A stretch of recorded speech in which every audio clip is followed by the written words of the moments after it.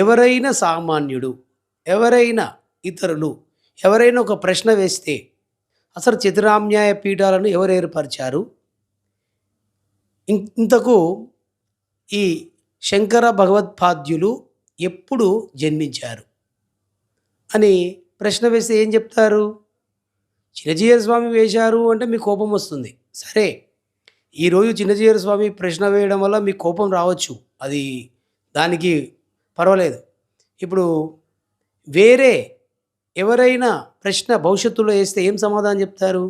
ఇప్పుడు జిఆర్ స్వామి గారు ఏం చేస్తున్నారంటే, ఇప్పుడు ప్రశ్న వేసి భవిష్యత్తులో ఎవరు ప్రశ్న వేసినా సమాధానం చెప్పేటట్టు మీకు ఒక ఉదాహరణగా, ఒక ఉపమానంగా మారుతున్నారు. తూర్పున మరి గోవర్ధన పీఠం పద్మపాదాచార్యులు, అలాగనే దక్షిణాన శృంగేరి పీఠం శారదాపీఠం శృంగేరిలో సురేశ్వరాచార్యులు, పడమరన ద్వారకాపీఠం మరి అస్తమలకాచార్యులు, ఉత్తరాన బద్రీనాథ్లో జ్యోతిర్మఠ పీఠం తోటకాచార్యులు. ఈ యొక్క శంకర భగవత్పాద్యులు మహనీయులు. వారు చెప్పిన అద్వైతం లేకపోతే ఇప్పుడు విశిష్టాద్వైతం అనేది లేకుండా ఉంటుండే, ద్వైతం అనేది కూడా ఉండకుండే. వారు అద్వైతాన్ని చెప్పడం వల్లనే వాటిని ఆధారంగా చేసుకునే విశిష్టాద్వైతం, ద్వైతం అని చెప్పారు. నేను ఇంతకు అడుగుతున్నాను, శంకర భగవత్పాద్యులు, శంకరాచార్యులు చాలా గొప్పవారు. వారు ఇప్పుడు ఇంతకు అద్వైతం అంటే ఏంది? ఎవరింట్లో పుట్టింది? అద్వైతం అంటే ఎవరింట్లో పుట్టలేదు. పోనీ విశిష్ట అద్వైతం అన్న ఎవరింట్లో పుట్టిందా? ఎవరింట్లో పుట్టలేదు. అసలు అద్వైతము అంటే ఏంటి? ఒక కులమా, ఒక వర్ణమా? కాదు కాదు కాదు ఒక జ్ఞానానికి సంబంధించినటువంటిది, ఒక శరీర తత్వానికి సంబంధించినటువంటిది, ఒక సాధనా మార్గం, ఒక తత్వ మార్గం. ఇది అందరిలో ఉంటుంది. ఈ కులాలు మతాలులో మనుషులు ఉన్నప్పుడు ప్రతి మనిషికి ఇది ఉంటుంది. వైష్ణవులకు అద్వైత తత్వం ఉండదా? నేనేమంటున్నానంటే, ఏకమేవ అద్వితీయం బ్రహ్మ అంటది అద్వైతం. 100% కరెక్ట్. అది కాదనంటే ఎవరం లేదు. శంకరాచార్యులను తప్పుకొట్టేటటువంటి ప్రజ్ఞానవంతులు ఎవరు లేరు. కాకపోతే అద్వైతాన్ని విశిష్టంగా అద్వైతాన్ని వివరించినటువంటి చరిత్ర రామానుజాచార్యులు. నేనేమంటున్నానంటే, అద్వైతము అనేది ఆదిశంకరాచార్యులు, శంకర్ భగవత్పాద్యులు చెప్పారు. అది చాలా గొప్పగా ఉంది. కానీ మీరందరూ అద్వైత సిద్ధాంతాన్ని పాటిస్తున్నారా? మీరు చెప్పేదేమో అద్వైతం, చేసేదేమో విశిష్టాద్వైతం, ద్వైత మార్గాలే. చూడండి, సాధారణ భక్తి మార్గంలో భక్తులను మరి విపరీతమైనటువంటి విశిష్టాద్వైత మార్గంలోకి, ద్వైత మార్గంలోకి నెట్టుతున్నారు. మీరే చూడండి, ఇప్పుడు ఇంట్లో ఉండాలి, శరీరమే దేహంగా, ఇల్లే వైకుంఠము కైలాసంగా, తల్లిదండ్రులే దైవంగా, దేహమే దేవాలయంగా, దేహంలో అన్ని తత్వాలను చూడడము, అన్ని దేవతలను, స్వర్గము, నరకము, పాపము, పుణ్యము, మరి అన్ని జ్ఞానం ద్వారా తెలుసుకోవాలని అద్వైతం చెప్తా ఉంది. జీవుడు దేవుడు ఒకటే. మరి ఏదైతే ఆత్మ కంటే పరమాత్మ అంటే అన్యంగా, భిన్నంగా వేరే వస్తువు ఏదైతే లేదో అదే అద్వైతం అని చెప్తున్నాడు. ఆదిశంకరాచార్యులు చెప్పారు, గొప్పగా చెప్పారు, అదే వాస్తవము. కానీ మీరు అలా చూపడం లేదు. అద్వైత సిద్ధాంతాన్ని చెప్పడం నోటి మాటల వరకు, చెప్పే వరకే పరిమితం అవుతుంది. కానీ భక్తులలో సాధారణ మార్గంలో, ప్రజలందరికీ సాధారణ భక్తి మార్గం అవసరమే. కానీ విపరీతమైన సాధారణ భక్తి మార్గాన్ని రుద్ది ఒక రకంగా విశిష్టాద్వైతాన్ని, ద్వైతాన్నే, ఇప్పుడు నాకు అనిపిస్తున్నదంతా విశిష్టాద్వైతం, ద్వైతమే. అంటే ఎప్పుడు దేవుడు వేరు, మేము వేరు, ఎప్పుడు కలవము అనే ఒక భావన ఏర్పడుతుంది. ప్రవచనకారులు చెప్పేటంటది ఇట్లే ఉంటుంది. భక్తులను కదిలిస్తే ఆ దేవుడు అక్కడ ఉంటాడు, మేము ఇక్కడ ఉంటాము, దేవుడు మేము ఎప్పుడు కలవము, ఆయన వేరు, మేము వేరు అనే తత్వానికి వెళ్ళిపోతున్నారు. ఇప్పుడు ప్రవచనకారులందరూ కూడా గొప్పగా ఇప్పుడు అరుణాచలానికి ఒకప్పుడు భక్తులు ఎక్కువగా వెళ్ళేటటువంటి వాళ్ళు గారు, ఇతర రాష్ట్రాలు. ఇప్పుడు ప్రత్యేకంగా వేరే రాష్ట్రాలకి వెళ్ళి బస్సులు వేయించేటటువంటి వసతులు ఏర్పడాయి. అంటే అది ప్రవచనకారుల ప్రభావము అని. సరే, ప్రవచనకారులు సాధారణ భక్తి మార్గం చెప్పారు, అరుణాచలానికి చాలామంది భక్తులు పోతున్నారు అంటే అక్కడ అరుణాచలేశ్వరుని దర్శనం చేసుకుంటే గొప్పదే. కానీ అక్కడ రమణ మహర్షి యొక్క తత్వము చేబూనితే చాలా గొప్పగా ఉంటుంది. అద్వైత మార్గము చాలా గొప్పది. కానీ ఉండేది వేరు, జరుగుతున్నది వేరు. మీరు స్ట్రైట్ పచ్చన్. ఇప్పుడు చిన్నజీయ స్వామి ఏం తప్పు చేశాడు? అసలు ఏమైనా తప్పు మాట్లాడా? శంకరాచార్యుని ఏమైనా దూషించాడా? లేదా ఎవరైనా అద్వైత పండితులను ఎవరైనా దూషించాడా? అద్వైతాన్ని ఏమైనా తప్పుపట్టాడా? లేదు కదా. ఇప్పుడు నేను స్ట్రైట్ క్వశ్చన్ వేస్తాను. 4 ఆమ్నేయ పీఠాలు. 4 ఆమ్నేయ పీఠాలలో బదరీ పీఠము శిథిలావస్థలో ఉండి గురు పరంపర సేకరణ దొరకలేదు. సరే, ఓకే. మరి మిగతా పీఠాలు ఉన్నాయి కదా. మరి ద్వారకా పీఠము, మరి ఈ ఈ యొక్క ద్వారకా పీఠము, మరియు ఈ గుజరాత్లోని ద్వారకా పీఠము, మరి బద్రీనాథ్లోని ఈ జ్యోతిర్మత పీఠము, ఈ తూర్పున గోవర్ధన పీఠము, దక్షిణాన శృంగేరి పీఠం. నేనేం చెప్తున్నానంటే, ఒక బద్రీనాథ్ జోషి మఠాన్ని వదిలిపెట్టేస్తే మిగతా 3 మఠాలు ఉన్నాయి కదా, 3 పీఠాలు ఉన్నాయి కదా. ఆ 3 పీఠాల వాళ్ళు ఏం చెప్తున్నారు ఆదిశంకరాచార్యుల గురించి? ఆదిశంకరాచార్యుల గురించి ఏం చెప్తున్నారు? గోవర్ధన పీఠం, ఈ ఒరిస్సా వాళ్ళు, ఈ ఒరిస్సాలో ఉన్నటువంటి తూర్పున ఉన్నటువంటి గోవర్ధన పీఠము 2000 పైచిలుకు సంవత్సరాల కిందే ఈ యొక్క శంకరాచార్యులు జన్మించారు అని చెప్తున్నారు. అలాగనే ఇంకా అనేక మఠాలు, పరమటలో ఉన్నటువంటి మరి ద్వారకా పీఠం కూడా వారు కూడా అదే ప్రకారంగా చెప్తున్నారు. 2500 పైచిలుకు, అంటే కలియుగం ప్రకారంగా. అంటే అప్పుడు శంకరాచార్యులు జన్మించారు అని చెప్తున్నారు. ఇంకా శృంగేరి వారి రెండు రకాలుగా చెప్తున్నారు. ప్రస్తుతము మరి 7వ శతాబ్దానికి సంబంధించినటువంటి వాడు ఆదిశంకరాచార్యులు, శంకర్ భగవత్పాదులు. ఈ విద్యారణ్య స్వామి 14వ శతాబ్దానికి సంబంధించినటువంటి వాళ్ళని 2 రకాలుగా చెప్తున్నారు. 4 పీఠాల మధ్య ఒక సఖ్యతా భావం లేదు, ఏకభావం లేదు. మొట్టమొదటిగా చిన్నజీయర్ స్వామి వీరి పడి ఏడ్చకంటే 4 పీఠాల వాళ్ళు కూర్చొని ఒక నిర్ణయం చేస్తే, ఇప్పుడు పండుగలలో అనేక 2 రోజులు పండుగలు వస్తున్నాయి క్యాలెండర్లో కానీ పంచాంగంలో గతంలో. దానికి హిందూ బంధువులందరూ కూడా కలిసి, హిందూ ఐక్య సంఘాలు వీళ్ళందరూ కూడా, ఈ సాంప్రదాయం అందరూ కూడా కలిసి పండుగలు 2 రోజులు వచ్చడం వల్ల ప్రజలందరూ కూడా తికమక పడతారు. ఇది ఒకటే భావన తీసుకురావాలని పంచాంగకర్తలందరూ కూర్చొని ఒక భావనకు వస్తున్నారు.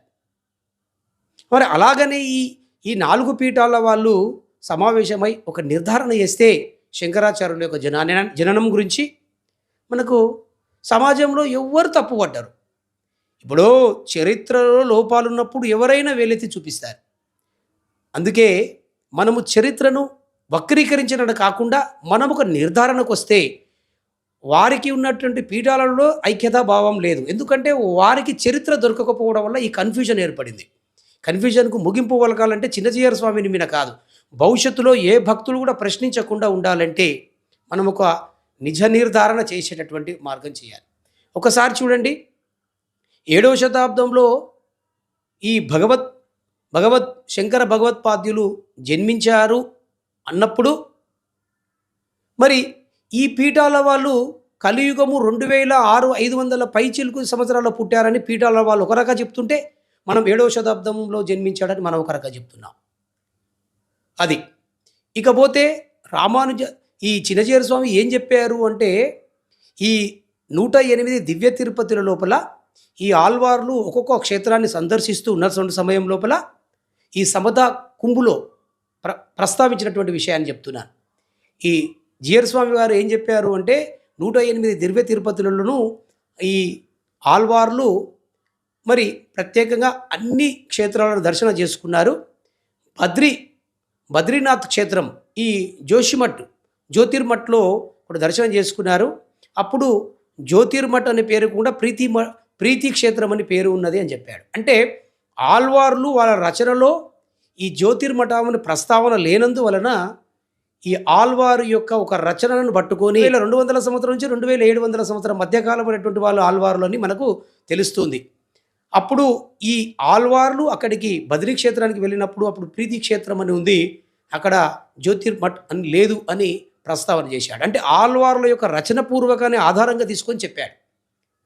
ఇప్పుడు ఇంకోపోతే కన్ఫ్యూజన్ ఎట్లా ఉంది? చాలా కన్ఫ్యూజన్ ఉంది. విశ్వరూపాచార్య వారు తర్వాతనే ఈ యొక్క విద్యారణ్య స్వామి అని చెప్పి చరిత్ర చెప్తుంది.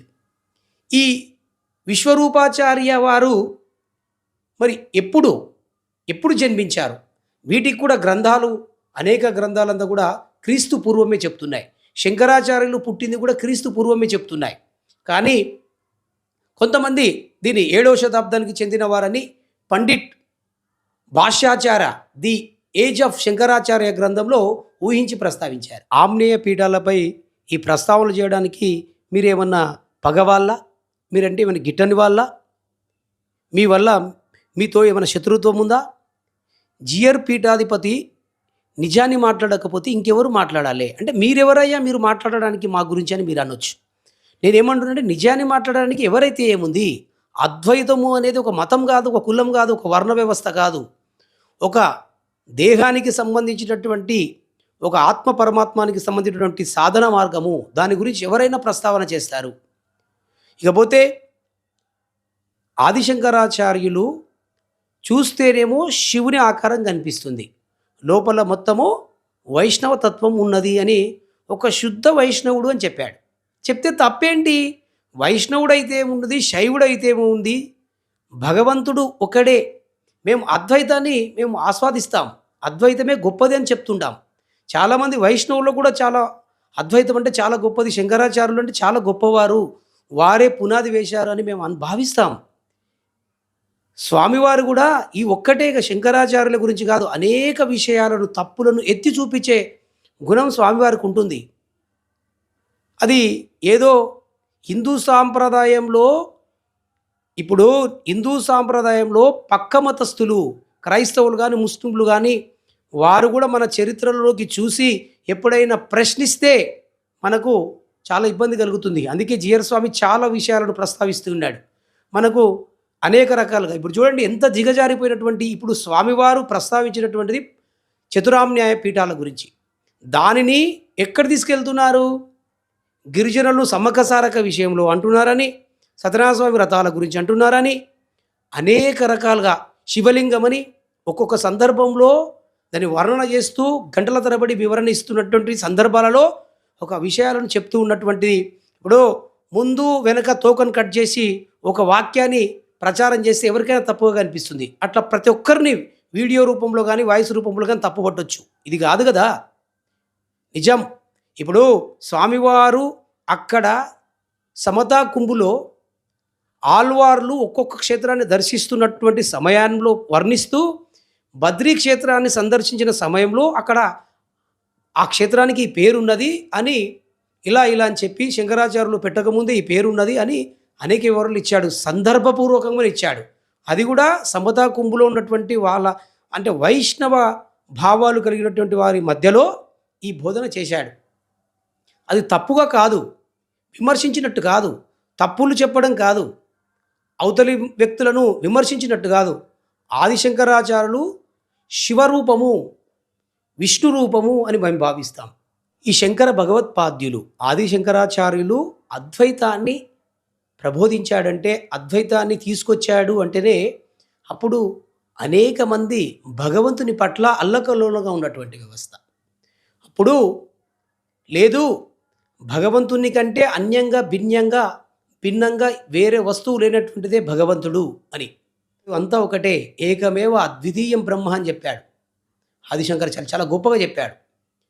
ఎంతోమందిని వాదన చేస్తూ ఖండిస్తూ అద్వైతాన్ని స్థాపన చేశాడు. ఎంతో గొప్ప విషయం. ఇక ఆ అద్వైతాన్ని కొన్ని కోట్ల సంవత్సరాల తర్వాత ఎవరు కూడా చెరపలేరు. ఎవరు చెప్పినా అది దాని ముందు నిలవదు అని చెప్తాం, అంతేగాని వేరే రకంగా కాదు. ఇంకోటి, అప్పుడున్నటువంటి సమాజంలో జీవుడు దేవుడు అనే భావంలో అనేక అవకతవకలు, అజ్ఞానముతో అల్లరాడుతున్నటువంటి భక్తులను, ప్రజలను ఆధ్యాత్మిక మార్గంలో ఒక గొప్ప మార్గాన్ని చూపించాడు అద్వైతాన్ని తీసుకొచ్చి ఆదిశంకరాచార్యులు. అప్పుడు తేవలసిన, అది అద్వైతాన్ని తీసుకురావాల్సిన పరిస్థితులు అప్పుడు ఉన్నాయి. ఇంకొకపోతే పంచాయనత పూజ జీరస్వామి గారు ఆదిశంకరాచార్యులు చెప్పలేదు అన్నాడు. సరే, మనం చెప్పిండా చెప్పలేదా మనకు కూడా తెలియదు. అయితే మనం ఏమనుకున్నాము అంటే ఆ పంచాయనత పూజ ఎందుకు తీసుకొచ్చాడు ఆదిశంకరాచార్యులు అని. ఇప్పుడు దశనామి వ్యవస్థ తీసుకొచ్చాడు, సన్యాసులను సాధువులను 10 భాగాలుగా విభజించాడు. అది గొప్పగా ఉంది. దశనామి వ్యవస్థను తీసుకొచ్చినటువంటి వారు శంకర భగవత్పాదులు అని మనకు అందరికీ తెలుసు. కానీ ఈ పంచాయనత పూజ దేనికోసం తీసుకురావాల్సి వచ్చింది అనేది కూడా కొంతమంది వివరించారు, కానీ అది సరిగ్గా పోలిక అవుతలేదు అని చెప్పవచ్చు. ఇంకా చిన్నజీవర స్వామి వారు ఏం చెప్పారు? విద్యారణ్య స్వామి వారు మరి పాషాండ మతాలు విజృంభిస్తున్నటువంటి సమయం లోపల ఈ అద్వైతం వచ్చింది.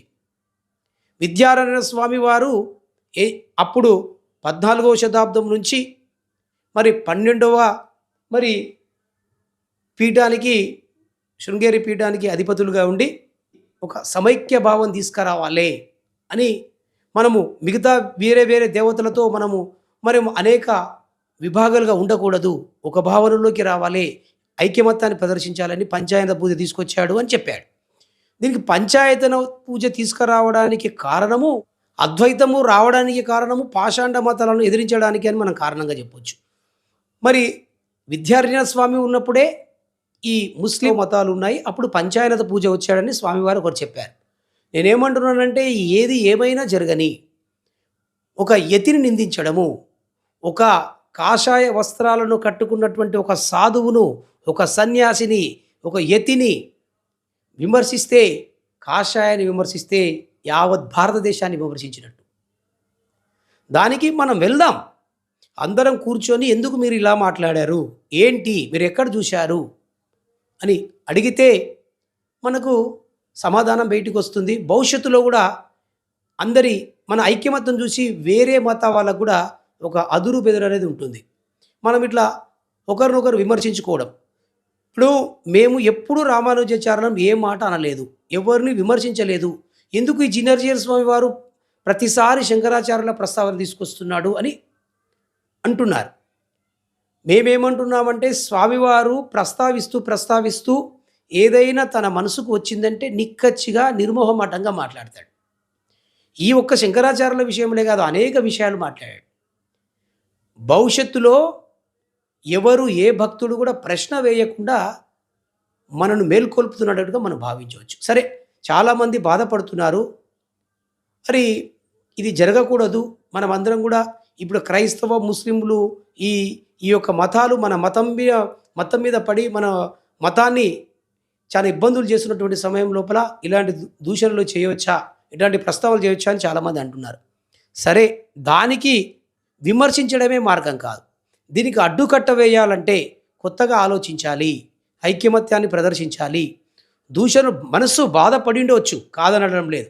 ఎవరైనా ఇప్పుడు మేము చిన్నజీవ స్వామిని ఎవరైనా దూషిస్తే మేము ఎట్లా బాధపడతామో, ఆదిశంకరాచార్యులను విమర్శిస్తే ఎవరైనా బాధపడడం కరెక్టే. విమర్శ కూడా కాదు, ఆమ్నేయ పీఠాలను ఏర్పరచలేదు, పంచాయత పూజ చెప్పలేదు, వారి ద్వారా రాలేదు, వారు శుద్ధ వైష్ణవులు, పరమ వైష్ణవులు అని చెప్పారు. ఈ 3 దీంట్లో విమర్శన లేదు. కాకపోతే కొంచెం బాధాకరమైన విషయం ఉంది. అది చిన్నజీవ స్వామి దగ్గరికి వెళ్ళి కూర్చొని ఒక ఏకతాటికి తీసుకొచ్చి, భవిష్యత్తులో ఏ భక్తుడు ఎవరు కూడా ప్రశ్నించకుండా ఉండాలంటే చరిత్రలో తప్పులను సరిచేసుకోవాలి. ఈ 4 పీఠాల వాళ్ళు ఏకమై శంకరాచార్యుల యొక్క జననాన్ని నిర్ధారణ చేయాలి, అది ఏ రూపకమైనా సరే అని చెప్పి.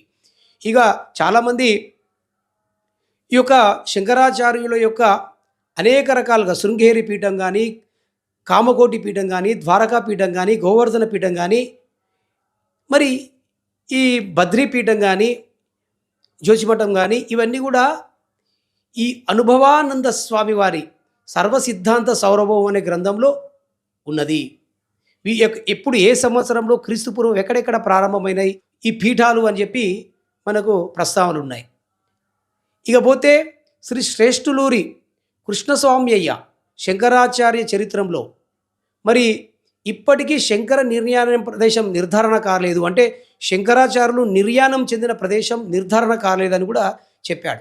అందుకే జీఆర్ స్వామి ఏమన్నాడు, కాశ్మీర్లో 32 సంవత్సరాల తర్వాత శంకర భగవత్పాదులు అక్కడే వెళ్ళి తిరిగి వచ్చినటువంటి చరిత్ర లేదు అని కొన్ని గ్రంథాలలో వాళ్ళు చదవడం వల్ల, ఆల్వార్లో ప్రాశురాలలో కానీ, ఇంకా కొంతమంది పండితులలో కానీ ఎక్కడో ఒకడ చోట చదవడం వల్లనే అట్లా ప్రస్తావించాడు అని తప్ప ఊహాజనితంగా మాట్లాడలేడు, నిరాధారంగా మాట్లాడాడు అని. చిన్నజీయర్ స్వామి వారు హిందూ మతం కోసం చాలా గొప్పగా కృషి చేస్తున్నాడు. ఇప్పుడు సుఫల అనే రైతు యాత్రను మొదలుపెట్టాడు. ఈ చిన్నజీయర్ స్వామి వారికి లక్షలాది మంది శిష్యులు వేద వేద పాఠాలను గాని, వేద పఠనం నేర్చుకోవడం గానీ, ఆగమశాస్త్రం నేర్పడం గానీ చరిత్ర చాలా గొప్పగా ఉన్నది. కోట్లాది మంది భక్తులు, లక్షలాది మంది శిష్యులు చాలామంది ఉన్నారు. చిన్నజీయర్ స్వామి వారు హిందుత్వాన్ని కాపాడుతున్నటువంటిగా హిందూ సంఘాలకందరికీ తెలుసు. నిత్యము కాషాయ రంగులో సన్యాసిగా ఉండి హిందుత్వాన్ని ముందు నడిపిస్తున్నటువంటిగా ఆ రోజు ఆదిశంకరాచార్యులు, రామానుజాచార్యులు, మధ్వాచార్యులు అనేక మంది కాషాయంతో, సన్యాసంతో యతీశ్వరులుగా ఉండి, త్రిదండిగా ఉండి, పరమహంస పరివాజకులుగా ఉండి హిందుత్వాన్ని ఎట్లా రక్షణగా నిలిచారో ఈరోజు పరివాజక శ్రీ శ్రీ శ్రీ త్రిదండి శ్రీమన్నారాయణ రామానుజ చిన్నజీయర్ స్వామి వారు, పరమహంస పరివ్రాజకులైనటువంటి చిన్నజీయర్ స్వామి వారు ఈరోజు హిందూ ఉద్ధరణ కోసం అనేక కార్యక్రమాలు చేపడుతున్నారు. వారికి కుటుంబం లేదు, పెళ్ళాం లేదు, పిల్లలు లేదు, వారికి ఎలాంటి ఆస్తులు అవసరం లేదు, వాళ్ళకి ఎలాంటి ద్వేషం అవసరం లేదు, ఎవరితో శత్రుత్వం అనేది లేదు. కేవలము నిజాన్ని నిక్కచ్చిగా మాట్లాడతాడు. తరువాత వచ్చిన పరిణామాలను కూడా ఆలోచించకుండా నిర్మోహమాటంగా మాట్లాడతాడు. మాట్లాడే లోపల కొంతమంది మనసులు నొప్పుకొని ఉండవచ్చు. దాన్ని మనము కూర్చొని మనమందరం కూడా ఒక విజ్ఞానంతో మనం కోపాలను తగ్గించుకొని అవతల వాళ్ళు మనను దూషణ చేసినారని భావించి మనం దూషణ చేస్తూ ఉంటే వారికి మనకు తేడా లేదు. ఎట్లయితే చిన్నజీయర్ స్వామి వారిని మనం తప్పుపడుతున్నారో మీరు దూషిస్తుంటే కూడా మరి మిమ్మల్ని కూడా సమాజం తప్పుపడుతుంది. నేనేమంటున్నానంటే ఈ సమస్యకు పరిష్కారం దొరకాలంటే మనమందరం సమైక్యంగా ఉండి స్వామివారిని ఒక తోన కూర్చొని మీరు ఇలా మాట్లాడకండి, ఏ ఆధారంగా మాట్లాడారు, మీరు ఎప్పుడైనా సరే హిందూ మతంలో ఉన్నటువంటి శంకరాచార్యుల గారిని ఎప్పుడు ఏమనకండి, ఏ ప్రస్తావన ఉన్నా మా పీఠానికి తెలియజేయండి అని ఒక సమస్య పరిష్కారానికి మనము సంసిద్ధులుగా కావాలి అని